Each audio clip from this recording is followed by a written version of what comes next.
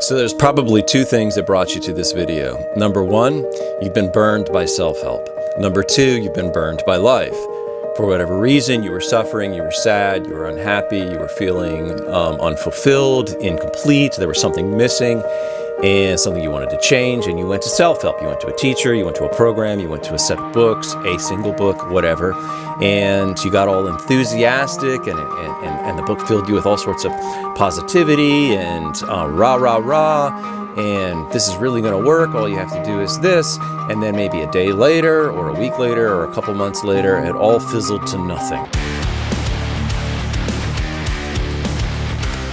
Very common, been there myself 100 million times, and know exactly what you're feeling. It sucks.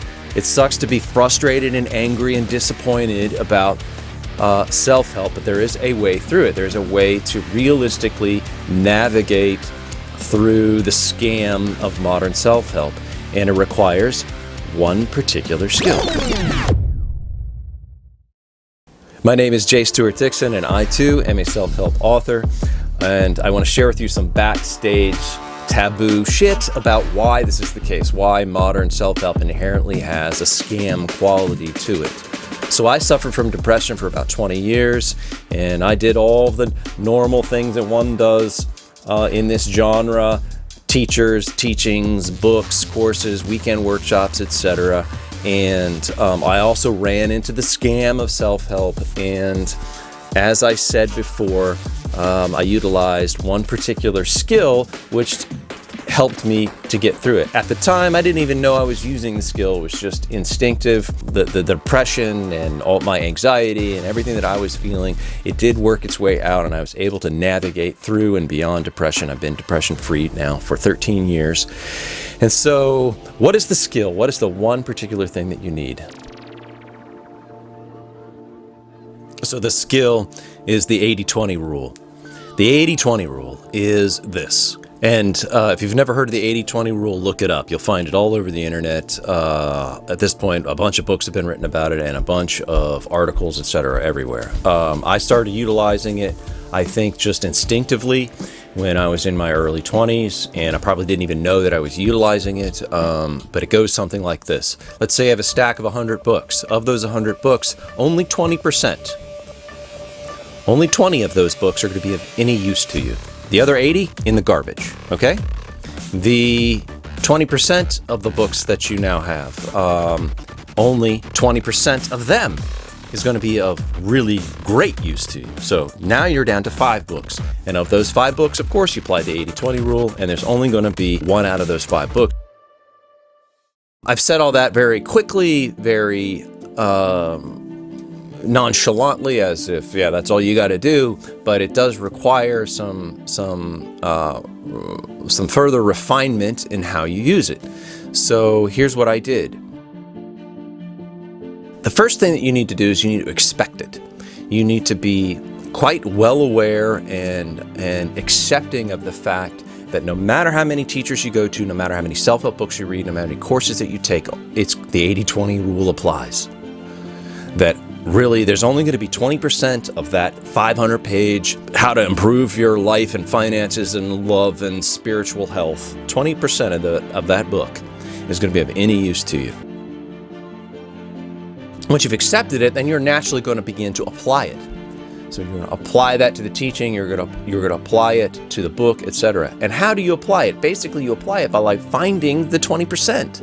And utilizing it in your life. In other words, 80% of that book or that teaching is going to be just rock, and only 20% of it is going to be gold. So you go quickly, you navigate to the gold, and you get better at navigating to it as you understand this process quicker. You find the gold and you apply it and you experience it, and then you have your aha moment. Then you have your moment of transformation, and it feels good, and you realize there's the truth, there's the 20%, and then you begin zeroing in quicker and faster and more efficiently to the 20% of all other books, of all other teachings, of all other teachers.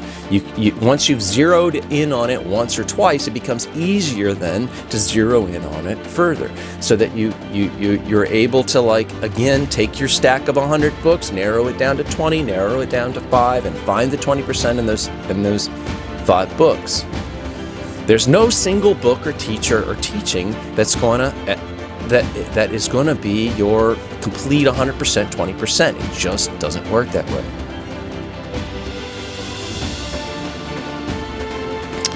The last thing that you need to do is you need to be completely honest and brutal about your own pain and suffering and unhappiness.